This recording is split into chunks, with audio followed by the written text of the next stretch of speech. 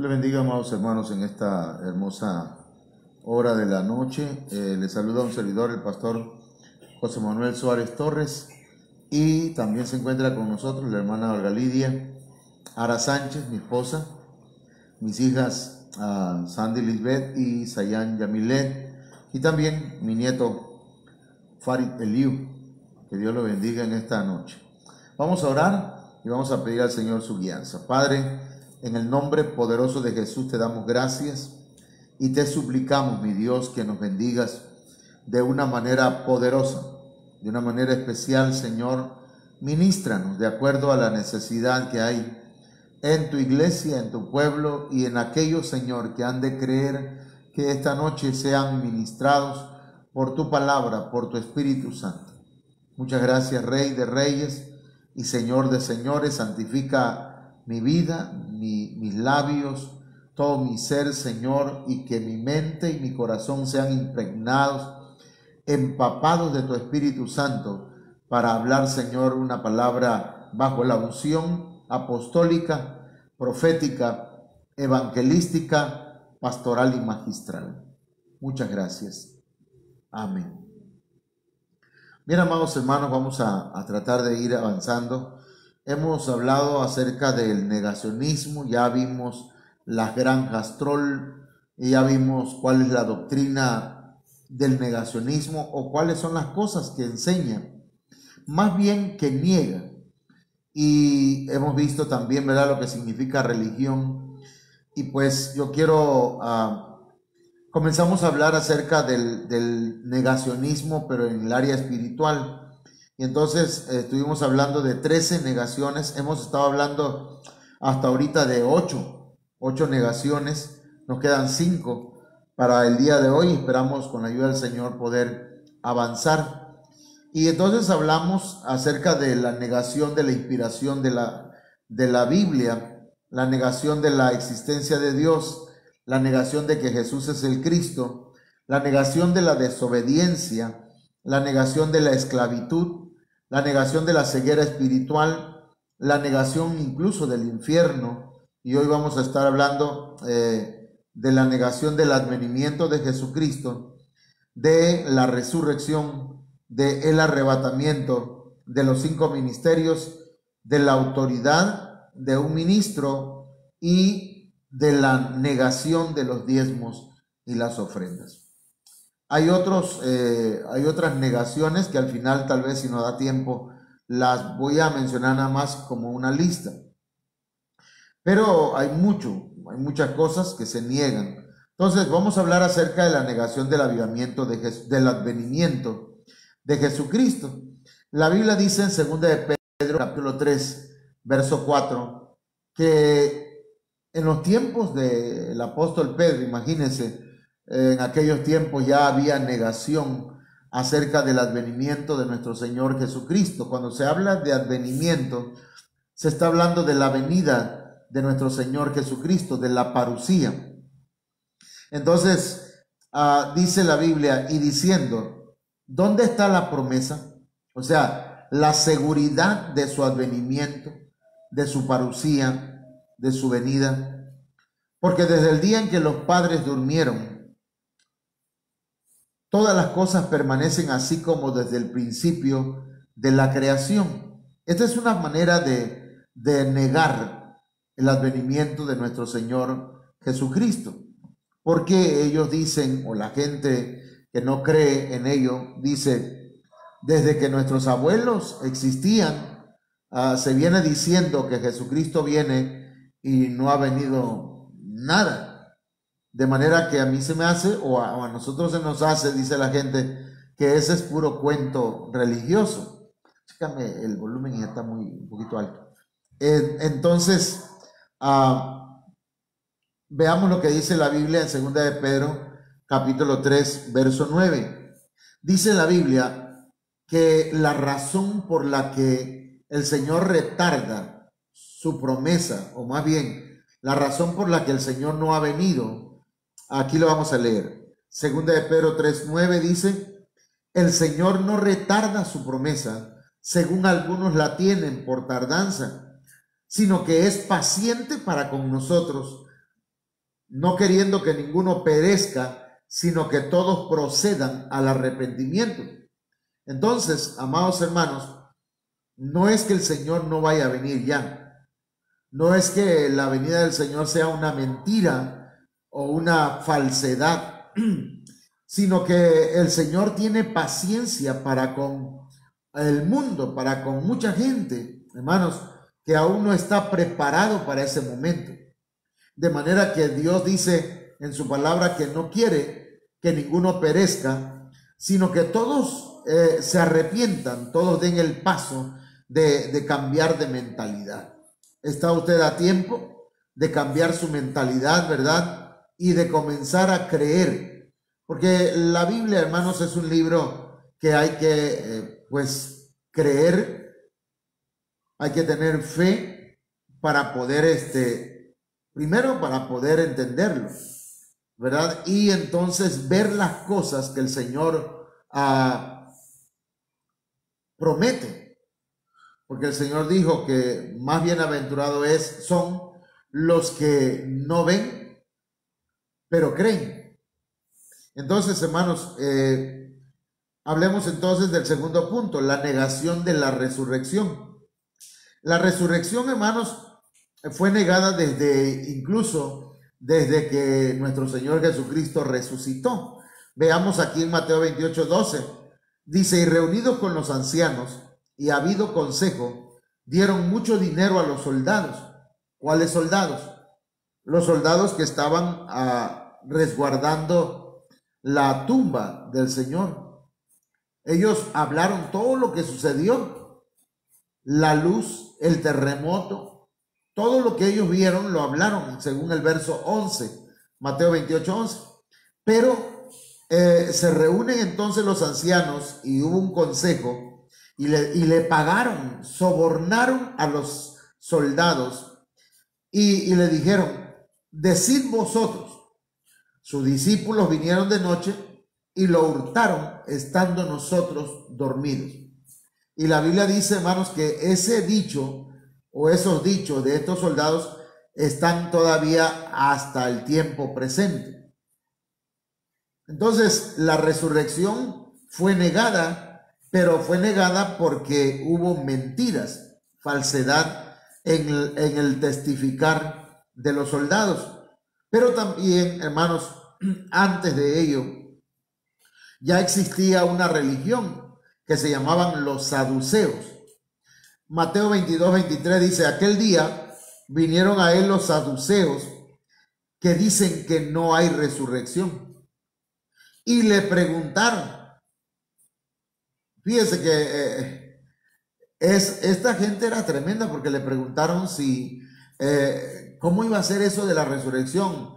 Y le ponían un ejemplo, mire, si un hombre o una mujer se casó con el mayor de los hermanos, ¿verdad? Y luego muere ese señor y luego se casa con el segundo hermano y también muere, y luego se casa con el tercero y también muere, y así se muere hasta el séptimo hermano. Dice, cuando venga la resurrección, ¿con quién de ellos estará casado? ¿Cuál de ellos será el esposo? Dice. Entonces el Señor le dice, ustedes desconocen las escrituras, erráis, porque en aquel día serán como ángeles, que no se casarán ni se darán en casamiento. Entonces, esta gente son los que niegan que hay resurrección. Entonces, hermanos, hay religiones, enseñanzas, doctrinas, ministros, no de Dios, que niegan la resurrección, sea porque los han educado o enseñado mal, o sea porque sencillamente, hermanos, su corazón, su mente y su espíritu no les da para que puedan confiar o creer que va a haber una resurrección. Porque si nosotros, hermanos, creemos que Cristo resucitó, nosotros también resucitaremos como Él resucitó. Mateo 22:31 dice, pero respecto a la resurrección de los muertos, ¿no habéis leído lo que os fue dicho por Dios cuando dijo, Yo soy el Dios de Abraham, el Dios de Isaac y el Dios de Jacob. Dios no es Dios de muertos, sino que Dios es un Dios o es Dios de vivos. De manera, hermanos, que los que ya partieron no están muertos, sino que solamente han cambiado de dimensión. Están en una dimensión espiritual. Entonces, hermanos, el Señor aquí pone un ejemplo. Y por eso, pues, es que nosotros confiamos en la resurrección, porque mire, si no hubiera resurrección, entonces seríamos los hombres más miserables de este mundo. Seríamos dignos de compasión. Usted diría, pobrecitos, están locos. Pero la Biblia asegura, hermanos, que viene un tiempo en que habrá resurrección. Lucas 14:13, el Señor habló de ello cuando dice: mas cuando hagas banquete, llama a los pobres, los mancos, los cojos y los ciegos, y será bienaventurado, porque ellos no te pueden recompensar, pero te será recompensado en la resurrección de los justos. Aquí el Señor está hablando de la resurrección de los justos, de manera que aquí encontramos una bienaventuranza o una buena noticia para los justos. Los justos van a resucitar. Así que, hermanos, veamos un texto más. San Juan 11:25, le dijo Jesús: yo soy la resurrección y la vida. Mire cómo dice la palabra del Señor: el que cree en mí, aunque esté muerto, vivirá. Entonces, todo aquel o todos aquellos que han muerto, hermanos, van a volver a vivir, e incluso viven, aunque están en otra dimensión, pero volverán a resucitar, hermanos, porque han creído en Jesucristo. Y el Señor dijo: yo soy la resurrección y la vida. Y mire cómo dice luego: y todo aquel que vive y cree en mí no morirá eternamente. Y entonces hace una pregunta: ¿crees esto?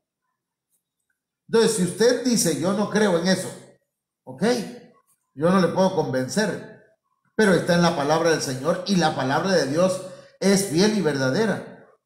La palabra de Dios, hermanos, se cumple al pie de la letra. De manera, amados hermanos, que si usted lo cree, es usted bienaventurado, porque dice la Biblia que los justos van a resucitar. Entonces pasamos al siguiente punto, ya llevamos dos. Número 3, la negación del arrebatamiento.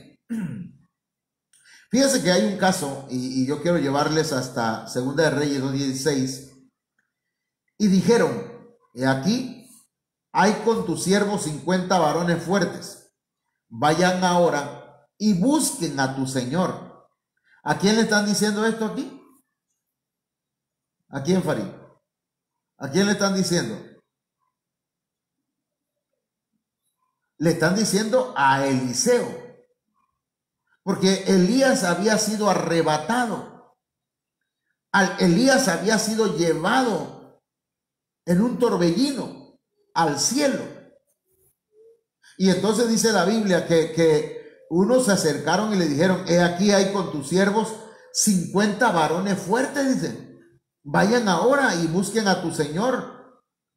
Quizá lo ha levantado el espíritu de Jehová y lo ha echado en algún monte o en algún valle. Miren lo que están diciendo. Y él les dijo: no enviéis.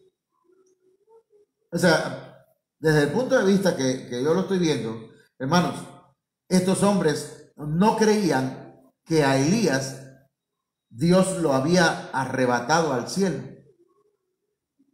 Y entonces pensaban que Elías había sido levantado por el Espíritu de Dios y lo había echado en algún lugar, en algún monte, en algún valle. Y entonces le decían a Eliseo, y Eliseo le dijo: no vayan, no envíen a nadie. Pero insistieron tanto, mire, no sé si lo tengo anotado acá. Dice: mas ellos le importunaron hasta que, avergonzándose, dijo: vayan pues. Entonces ellos enviaron 50 hombres, los cuales lo buscaron 3 días, mas no lo hallaron. Aquí lo que estamos viendo, tal vez estas mismas personas que están diciendo esto, son los que decían a Eliseo, Eliseo, sabes que hoy te van a quitar a Elías de tu lado. Y Eliseo le decía, sí, ya lo sé, pero ve, cállese. Y luego le volvían a decir los profetas, Eliseo, sabes que hoy van a quitarte a tu maestro, a Elías. Tal vez esos mismos no creían. Y hay ministros que no creen, que dejaron de creer en el arrebatamiento. Aquí le están diciendo a Eliseo, lo buscamos, a lo mejor está por ahí en algún monte, en algún valle tirado. No es que Dios se lo llevó al cielo, ¿cómo se lo va a llevar? No. Lo que yo veo aquí es una negación del arrebatamiento.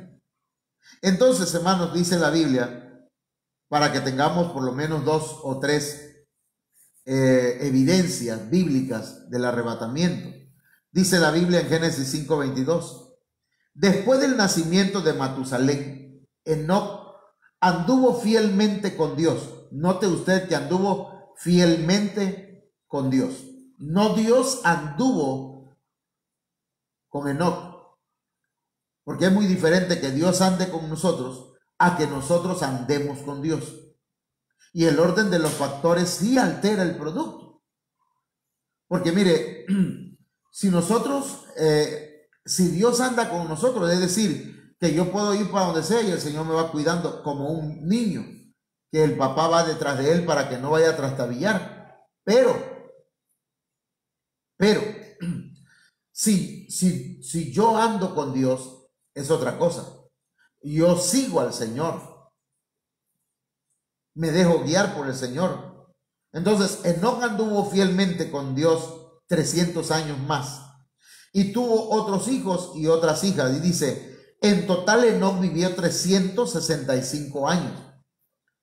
Y como anduvo fielmente con Dios, un día desapareció porque Dios se lo llevó. Un día desapareció, ya no lo encontraron.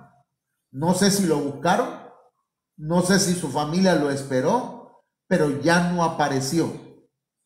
Ya nunca más regresó. ¿Qué se hizo? La Biblia da testimonio de que no fue arrebatado, desapareció. Dios se lo llevó.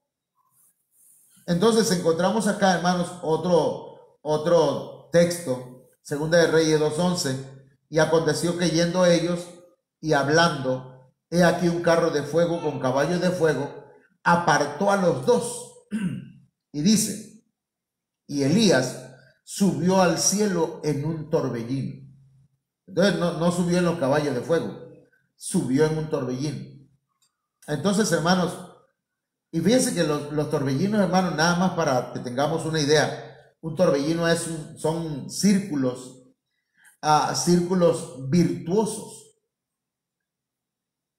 ¿sí? Círculos virtuosos, que no son círculos viciosos, sino que se van dando vuelta y van subiendo y van subiendo. De esa manera debe ser la vida cristiana. Un subir, un escalar, un ir de poder en poder, un ir de gloria en gloria, un ir de triunfo en triunfo, hermanos, para que vayamos desarrollando hasta que cuando venga el Señor, ¿verdad? Ya que hemos sido transformados en nuestro espíritu y transformada nuestra alma, entonces serán transformados nuestros cuerpos. Entonces, la Biblia dice acá, Mateo 24:40, hablando, este texto lo voy a ocupar, tiene otros significados, pero lo voy a poner como Eliseo y Elías, que dice, entonces estarán dos en el campo, el uno será tomado y el otro será dejado. Y luego nos dice el verso 41, dos mujeres estarán moliendo en un molino, la una será tomada y la otra será dejada. Entonces, hermanos, preparémonos para ello, porque mire, nada de lo que el mundo niegue puede ser detenido si está en la palabra del Señor. Es decir, por ejemplo, los que niegan el infierno incluso se ríen del infierno y dicen, no existe eso, es pura mentira. Sus carcajadas o sus risas burlonas no va a apagar el infierno. ¿Sí me entienden? De manera que tampoco van a poder a detener el arrebatamiento. Aun cuando el diablo, dice la Biblia, que Faraón dijo, vamos a ponerle más cargas, no sea que se vayan de la tierra. Entonces, las cargas que el enemigo trata de poner sobre el cristiano, no las debemos aceptar, porque estamos a punto de salir de esta tierra. Bueno, pasamos a un punto importante, que todos son importantes, pero este es necesario que lo remachemos un poquito.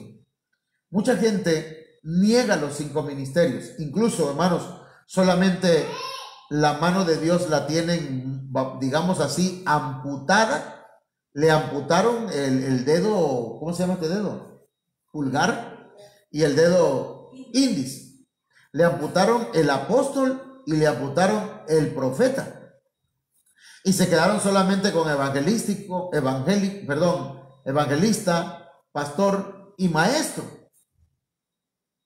Pero la mano de Dios, los 5 ministerios son apóstoles, profetas, evangelistas, pastores y maestros.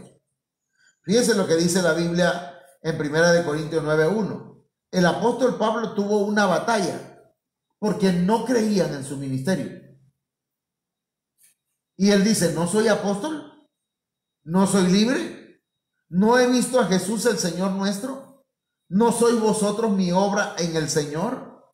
Y luego dice en Efesios 4:11, y él mismo, o sea, nuestro Señor Jesucristo, cuando él ascendió, constituyó a unos apóstoles, profetas, a otros profetas, a otros evangelistas, a otros pastores y maestros.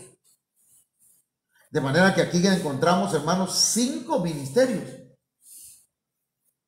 Y estos 5 ministerios, si usted sigue leyendo en la palabra del Señor, voy a hacer algo aquí. Hay apóstoles del Cordero, que son 12. Los apóstoles del Cordero, mire, está el apóstol del Padre, que es Jesucristo. Y eso lo dice Hebreos capítulo 2, parece, verso 1, que dice que Jesucristo es el apóstol del Padre. Fue el enviado, porque apóstol significa enviado. Pero los 12 que fueron elegidos en Mateo capítulo 10, hermanos, esos son apóstoles del Cordero. Pero luego vienen los apóstoles del Espíritu Santo. Entre ellos está Pablo, el apóstol Pablo. Les voy a dejar aquí solamente como 5 o 6 ejemplos de los apóstoles del Espíritu. Primero está el apóstol Pablo en Hechos 14:4. Luego tenemos ahí mismo en ese verso al apóstol Bernabé. Lo voy a dejar aquí para que usted lo investigue. Está también allá en 1 Timoteo 1:1 y capítulo 2, verso 6, el apóstol Silvano. Este era un apóstol le gustaba mucho la música, pero nada más sabía silbar. A ver, por eso era Silvano. Entonces, tenemos a Timoteo. Timoteo llegó a desarrollarse al grado de llegar a ser un apóstol. 1 Timoteo 1:1 y capítulo 2, verso 6. Pero luego, si usted no me cree, si usted dice, eso, el apóstol Pablo sí, ok, lo reconocemos. Pero a Bernabé y a Silvano y a Timoteo no. Ok, pero veamos entonces al apóstol Santiago. Santiago no aparece entre los 12 apóstoles del Cordero. Y Santiago es Jacobo, el que escribió pues el libro de Santiago. Y hablando en la carne, era hermano del Señor Jesucristo. Y los hermanos del Señor Jesús no creyeron mientras él predicaba. Cuando él en su ministerio no creyeron, ellos creyeron después que el Señor resucitó. Tanto Santiago como Judas eran hermanos del Señor Jesucristo. hablando en la carne. Por eso Judas, cuando dice, yo, el apóstol Judas, hermano de Jacobo, de Santiago. Estos dos eran hermanos en la carne de Jesús. Y estos no están dentro de los 12, pero en la Biblia aparecen como apóstoles. Entonces, ¿cómo es que hay mucha gente que dice que los apóstoles ya no existen? Que ya no hay apóstoles. Eso se llama negacionismo. El negacionismo en lo espiritual. Y han amputado la mano poderosa de Dios, porque dice la Biblia, humillaos pues bajo la mano poderosa de Dios, para que Él los exalte a su tiempo. Entonces, hermanos, veamos acá. 1 Corintios 9:2 dice, si para otros no soy apóstol, para vosotros ciertamente lo soy. Porque el sello de mi apostolado sois vosotros en el Señor. Contra los que me acusan, esta es mi defensa. ¿Acaso no tenemos derecho de comer y beber? Luego dice, ¿no tenemos derecho de traer con nosotros una hermana por mujer, como también los otros apóstoles y los hermanos del Señor? Y mire cómo coloca a los hermanos, a los apóstoles. Dice, como también los otros apóstoles y los hermanos del Señor, que también fueron apóstoles. Y Cefas, que es Pedro. ¿O solo yo y Bernabé no tenemos derecho de no trabajar? Aquí está colocándose él y Bernabé como apóstoles. Tendríamos que ver, ¿verdad?, un poquito de comprensión lectora entonces. Entonces no podemos negar los 5 ministerios. Los 5 ministerios están vigentes todavía. Y dice la Biblia, si me ayudan ahí, préstame tu celular para leer Efesios capítulo 4, verso 11. Se lo voy a leer, hermanos, para que veamos, mire, para que veamos cómo los 5 ministerios, cuál es la función de los 5 ministerios. A ver.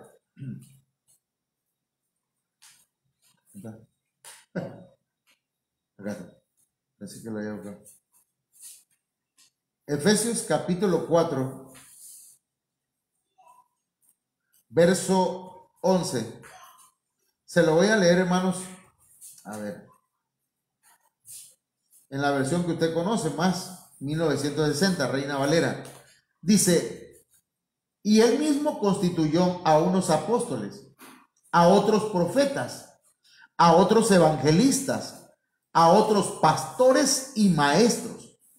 Y luego dice, a fin de perfeccionar a los santos. Esos 5 ministerios son para perfeccionar a los santos, para la obra del ministerio, para la edificación del cuerpo de Cristo. Y luego dice, hasta que todos lleguemos a la unidad de la fe y del conocimiento del Hijo de Dios, a un varón perfecto a la medida de la estatura de la plenitud de Cristo. Y todavía no hemos llegado a esa unidad. Entonces, ¿hasta cuándo van a estar vigentes los 5 ministerios? Hasta que todos lleguemos a la unidad de la fe y del conocimiento del Hijo de Dios. Hasta que lleguemos a ser un varón perfecto a la medida de la estatura de la plenitud de Cristo. Entonces, hermanos, hasta ese entonces vamos a estar, va a estar en función los 5 ministerios. Amén. Ok. La negación de la autoridad de un ministro. Fíjense que mucha gente ocupa textos de la Biblia sin darle el sentido correcto. Mucha gente, cuando ya no quiere, ¿verdad?, está bajo la cobertura de un pastor, dice, malditos o maldito el varón que confía en el hombre. Y se toman de ese texto para empezar, ¿verdad?, a evadir una autoridad, no reconocer la autoridad de un pastor o de un ministro, porque mire, hermano, la autoridad no se impone, la autoridad se reconoce. Y aquí hay algo importante. Nadie debería estar en la iglesia o en el ministerio por apoyar a un ministro. O está por una convicción, o está porque ama al Señor, porque le quiere servir a Dios y ha aceptado autoridad, o está perdiendo el tiempo. Entonces, mire lo que dice acá, Salmo 118:8. Vamos a explicar estos textos. Mejor es confiar en Jehová que confiar en el hombre. Eso dice la Biblia. Ahora, veamos qué es exactamente lo que nos dice la palabra del Señor en el texto hebreo, pues. ¿Qué es lo que quiere decir cada palabra? Por ejemplo, cuando dice mejor es confiar en Jehová, en Dios, en el Padre, que confiar en el hombre, está hablando de la palabra Adam, que está en el numeral H120. Y esa palabra Adam significa humanidad. Humanidad no redimida. Una humanidad carnal. Es decir, que es mejor confiar en Jehová que confiar en el Adán. En los hombres que no han sido salvos. Los ministros es otro nivel. Un ministro ha sido llamado para servir al Señor y para prepararte, para ministrarte, para ayudarte a crecer. Pero los Adán no, porque son una humanidad no redimida, hombres no redimidos. Por lo tanto, ¿verdad? Confiar en una persona que no es cristiana, que no ha sido salva, que no es salva, que es carnal, no nos conviene. Eso está claro entonces. Pero sigamos viendo.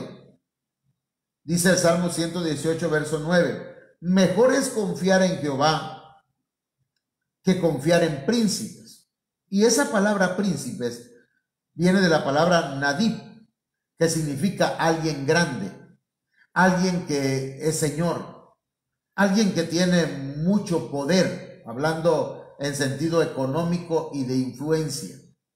Entonces, mejor es confiar en Jehová, hermanos, que confiar entonces en la gente que no tiene a Cristo, o en aquellos que por su poder o por su influencia usted cree que va a estar más seguro. Eso es lo que nos dice este texto.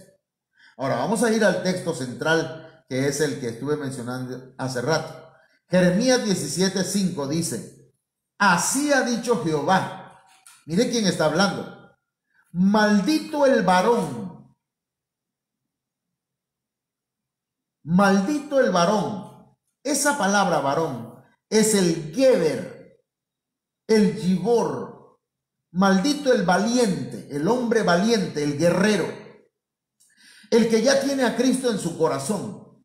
El que ya ha aceptado al Señor en su corazón y está caminando, ¿verdad? Y ha recibido espíritu de valentía, espíritu de poder y de dominio propio. Y está avanzando, ¿verdad? Y no tiene temor, sino que, como dice la Biblia, el reino de los cielos sufre violencia y solo los gibor lo arrebatan. Solo los valientes lo arrebatan. Entonces, un valiente es alguien que ya confía en el Señor. Es alguien que ya cree en el Señor. Entonces dice, maldito el valiente, el gibor, que confía en el hombre.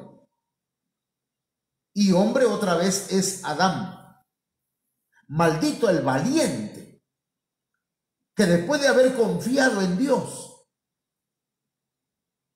tener su fe en el Señor y sus ojos puestos en Cristo, de pronto pone su mirada en el hombre común, en el hombre carnal, en un hombre que no ha sido redimido.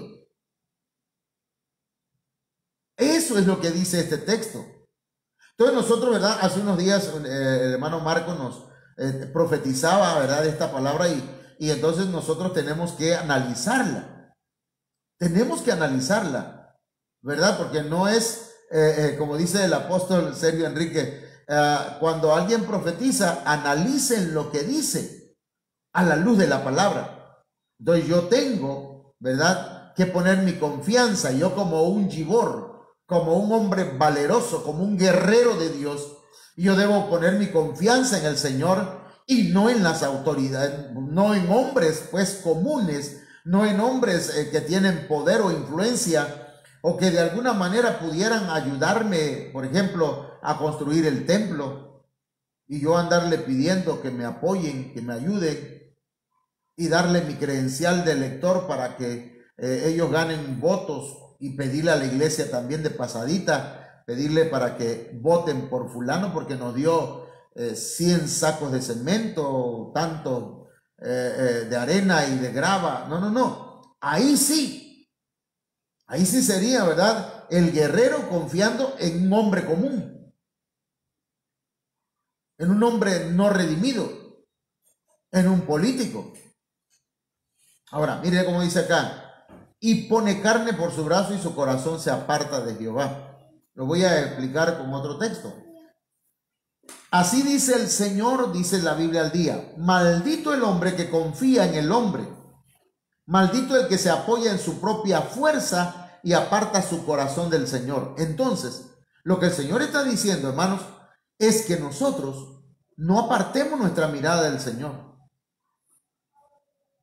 Y no es que está diciendo que no confiemos en los pastores, que no confiemos en los ministros, porque los ministros, tanto el apóstol, los profetas, los evangelistas, los pastores y maestros, son personas que Dios ha redimido, son gibores, son valientes, son ministros del Señor, son regalos del Señor para la iglesia, para que nos ayuden a crecer en la fe, en el conocimiento del Señor.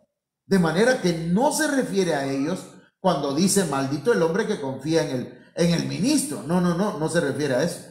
Está diciendo maldito el valiente, el gibor, que confía en el hombre no redimido.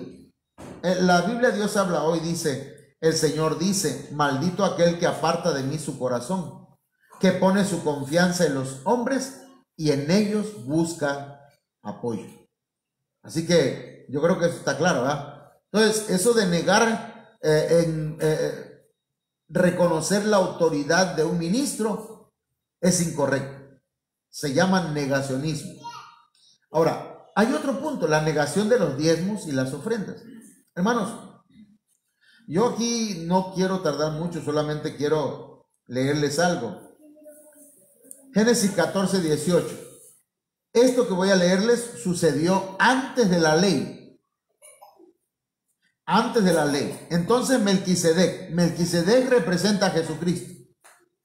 Figura, es tipo de Jesucristo.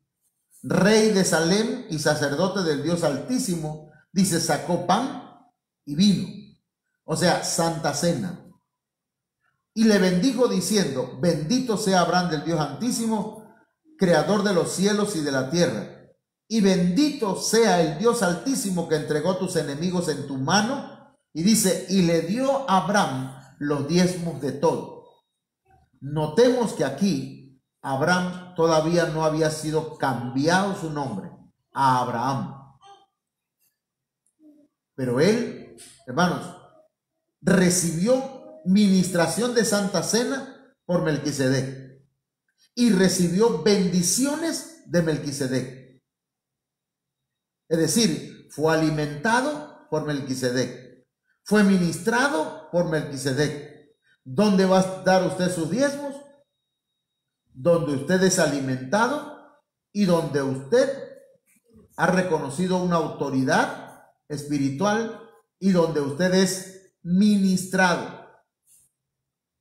Así que, hermanos, no estoy pidiendo diezmo, estoy enseñando para aquellos que niegan. Porque miren, hay quienes lo niegan de manera tajante y verbalmente, pero hay quienes lo niegan de manera práctica.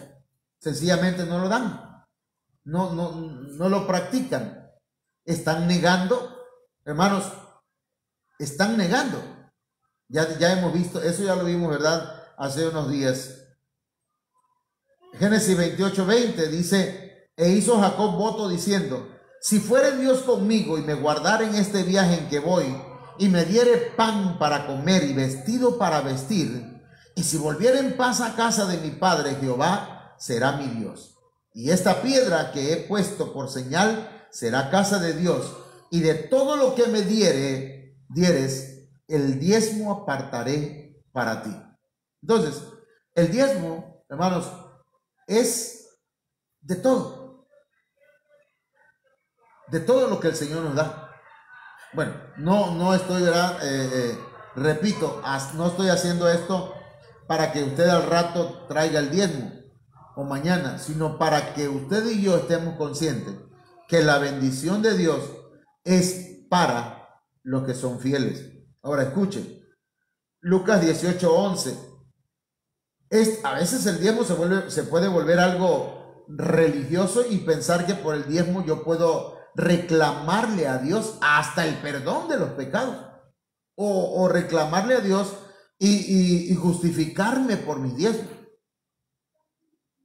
Mire, el fariseo puesto en pie oraba consigo mismo de esta manera: Dios, te doy gracias porque no soy como los otros hombres, ladrones, injustos, adúlteros, ni aun como este publicano. Ayuno 2 veces a la semana, doy diezmo de todo lo que gano. Este hombre quería ser justificado por sus diezmos. Los diezmos se dan por amor. No se compra el favor de Dios con el dinero. Los diezmos le pertenecen al Señor y el Señor se los dio a hombres mortales. Mire cómo dice la Biblia acá. Hebreos 7:4. Ahora bien, Melquisedec era tan importante que nuestro antepasado Abraham le dio la 10ª parte de lo que ganó en la batalla. O sea, fíjense en la gran importancia, dice la palabra de Dios para todos. La gran importancia que tenía Melquisedec, que es figura o es tipo de Cristo. Abraham mismo, nuestro gran antepasado, le dio la 10ª parte de todo el botín de guerra. Hermanos, si Abraham se lo dio a un hombre, ¿por qué usted no lo puede dar o por qué no lo podemos dar nosotros al Señor? A mí me llama la atención y la verdad felicito al pastor de mi hija Auri. ¿Por qué? Porque fíjese que de pronto, ¿verdad?, en medio de la pandemia, dice: papá, voy a salir, voy a tal par, vamos al templo porque hoy toca entregar diezmo. Y la gente se pone de acuerdo para llevarlo. En un día tienen una disciplina porque saben para quién es.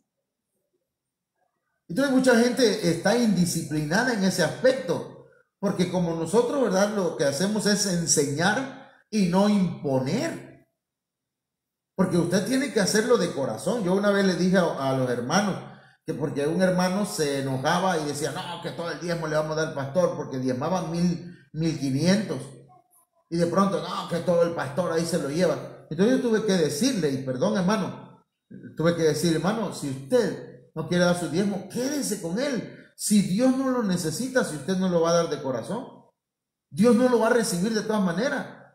Yo sí me lo voy a gastar, ¿verdad? Voy a agarrar una parte, de otra parte vamos a pagar luz, internet, cosas de la iglesia, y otra parte me va a quedar a mí y va a servir.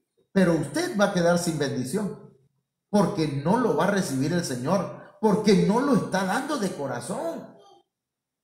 Hermano, yo le invito a que deje de retener los diezmos al Señor. Le invito. Es una invitación, no es un regaño, no estoy bravo, ¿verdad? Ahora, el hermano no dice amén, sino dice ¡ay! Ahora mire, Hebreos 7:8 dice: los sacerdotes reciben la 10ª parte, pero ellos son simples mortales. Sin embargo, las escrituras dicen que Melquisedec sigue viviendo. Entonces, hermanos, ¿a quién le damos el diezmo? Al Señor.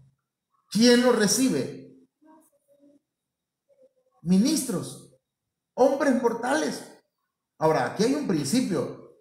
Usted entrega algo material en el altar, pero al entregárselo al Señor, al ofrecérselo al Señor, hermano, se convierte en espiritual. Y de ahí, hermanos, al convertirse en espiritual, el Señor toma sus diezmos, hablando espiritualmente. Y entonces, hermanos, el Señor derrama bendiciones hasta que sobreabunde sobre su vida. Ahora, por ahí, ¿verdad?, veía yo algo que decían que a manera de broma, ¿verdad? Pero hay gente que no lo toma así. Dice, nosotros los pastores entregamos los diezmos a un ángel que viene cada mes, dice, porque él se lo damos y él se lo lleva al Señor. Eso es una broma de mal gusto, pero lo cierto es, hermanos, que el Señor tiene ángeles en la iglesia, que son ministros. Y somos los que recibimos los diezmos y los que lo presentamos al Señor. Ahora, Leví recibe una 10ª parte como ofrenda de la nación, pero podría decirse que Leví le dio a Melquisedec su 10ª parte por medio de Abraham. O sea que Abraham dio su diezmo, pero al dar Abraham estaba trayendo bendición a su descendencia. ¿Quiere usted que Dios bendiga a su descendencia? Sea fiel al Señor. Nosotros, en lo personal, hermanos, a mí usted nunca me va a ver que yo le voy a estar exigiendo el diezmo, ¿no? Yo vengo a enseñar. Le voy a enseñar y le voy a decir lo que dice la Biblia. Pero no vamos a estar a entrar en discusión y a por qué no lo hace y mire que aquí no aparece en esta lista. No, ¿para qué? Porque usted sabe en quién ha creído y cuáles son sus responsabilidades delante del Señor. Su privilegio, porque dar los diezmos es un privilegio. Ahora, con esto termino. Aquí es donde terminamos. Otras negaciones. Se niega la persona del Espíritu Santo. Por ejemplo, los testigos de Jeroboam, decía alguien, los testigos de Jehová niegan que el Espíritu Santo sea una persona. Y el Espíritu Santo es una persona divina. No la tercera persona, es una persona divina. El Espíritu Santo, perdón, hay quienes niegan los dones del Espíritu Santo. Hay quienes niegan las profecías. Hay quienes niegan la necesidad de congregarse. Hay quienes niegan el uso de medicamentos químicos y medicamentos naturales. O sea, se niegan a usarlos porque eso es pecado, dicen algunos. Hermano, y prefieren morirse. Hay quienes niegan la misericordia de Dios cuando alguien cae, cuando alguien peca, hermanos. Le niegan la misericordia, le niegan darle la mano para levantarse, y esa es una manera de negar, y etcétera. Así que, mis hermanos, Dios me lo bendiga a todos. Vamos a orar en esta hora y vamos a pedir al Señor que su palabra sea de bendición a la vida de todos aquellos que han oído esta palabra. Padre, en el nombre de Jesús te doy gracias porque esta palabra, Señor, es una bendición. Yo sé, yo estoy seguro que mucha gente, Señor, tu Espíritu Santo está redarguyendo, está hablándoles, está ministrándoles, Señor.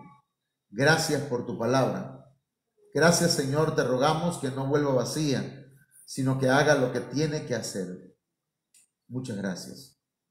Amén. Bien, mis hermanos, pues para el día de mañana, si Dios lo permite, a las 8 de la noche, tenemos nuestro discipulado. La hermana Galidia va a estar conmigo, pues ayudándonos a compartir esta palabra. Mañana seguimos con el fruto del Espíritu y el punto que sigue es el gozo. Así que gócese, mi hermano, y disfrute de la presencia del Señor en su vida. Dios les bendiga a todos. Amén.